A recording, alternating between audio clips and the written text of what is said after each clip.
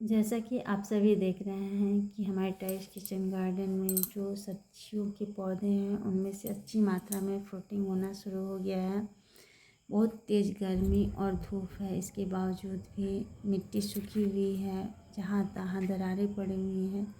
इसके बाद भी इन पौधों पे उसका कोई असर नहीं है, वो हरे भरे हैं और अच्छी क्वालिटी की फ्रूटिंग हुई है। मैं अपने टेरेस किचन गार्डन में 16-17 तरह की सब्जियाँ लगाई, जैसे कि बैगन, भिंडी, नेनुआ, करेला, लौकी, सतपुतिया, बोरो, कुदरून, धनिया पत्ता, पालक साग, पुदीना पत्ता, हरी मिर्ची, टमाटर, बहुत सारी सब्जियां हैं जिसका मैं पूरा नाम नहीं बता रही हूँ, देखने के बाद ही मैं बता पाऊँगी। जैसे खीरा है। ये सारी सब्जियां इतनी गर्मी में भी इतनी अच्छी मात्रा में निकल रही हैं। इसकी वजह एक ही है कि मैं अपने इन पौधों के लिए एक ऐसा लिक्विड तैयार करती हूँ जिसे डालने के बाद हमारे पौधों पर ना गर्मी का असर होता है ना तेज़ ठंडी का असर होता है। वो लिक्विड है दही के छाछ से बना हुआ।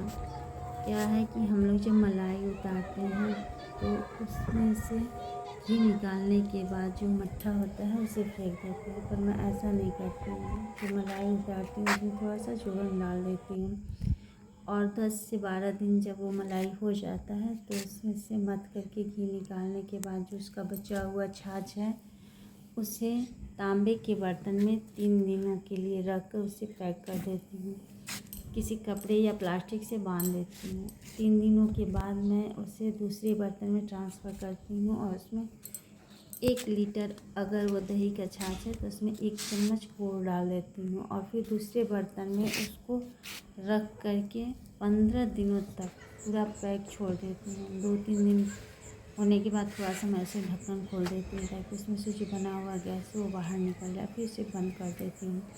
इस तरह से 15 दिन बाद मैं उसे निकालती हूँ और 1 लीटर यदि वो छाछ है तो उसमें मैं 10 लीटर पानी मिक्स करती हूँ और सारे पौधे में, चाहे वो फल के पौधे हों या सब्जियों के पौधे हों या शाक जो भी हो, मैं क्या करती हूँ कि उन सारे में एक एक मग डालती हूँ। छोटा सा मग होता है, उसी मग से मैं एक एक मग सारे पौधों में डाल देती हूँ। पर उसे डालने से पहले पूरी अच्छी तरह से ग्रो बैग की सिंचाई कर देनी है। उसे पानी डाल करके उसकी मिट्टी को गीला कर लेना है और मैं उसे मिट्टी को जब गीला करके उसमें एक एक मग वो जो लिक्विड डालती हूँ, उसके बाद से फिर जितनी भी सब्जियां हैं उसमें से इतनी अच्छी मात्रा में फ्रूटिंग होती है, वो हरे भरे हो जाते हैं, उनके अंदर बहुत सारे फल और फूल निकलना शुरू हो जाते हैं।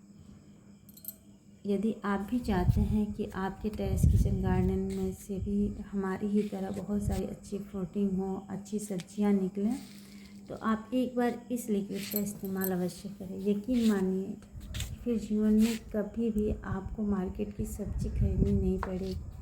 हाँ, थोड़ी सी तो मेहनत करनी पड़ती है। मान लीजिए ज़मीन में हम लगा दिए और उसे छोड़ दिए, मगर जो हम लोग टेरेस किचन गार्डन में लगाते हैं, ग्रो बैग में लगाते हैं, उसके लिए थोड़ा एक्स्ट्रा मेहनत करने की आवश्यकता पड़ती है। बीच में इसमें देखना पड़ता है, उसको जो भी फर्टिलाइज़र है उसे समय समय पर देना पड़ता है।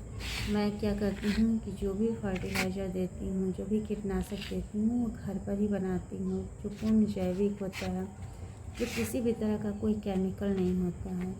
यदि मुझे कीटनाशक बनाना होता है तो मैं हरी मिर्ची, लहसुन, प्याज आदि, काली मिर्च, काला नमक, इन सारी चीज़ों का एक ऐसा मिक्सचर तैयार करती हूँ कि जिसे डालने के बाद सारे कीड़े या तो भाग जाते हैं या मर जाते हैं। इस तरह से मैं अपने किचन गार्डन में ढेर सारी सब्जी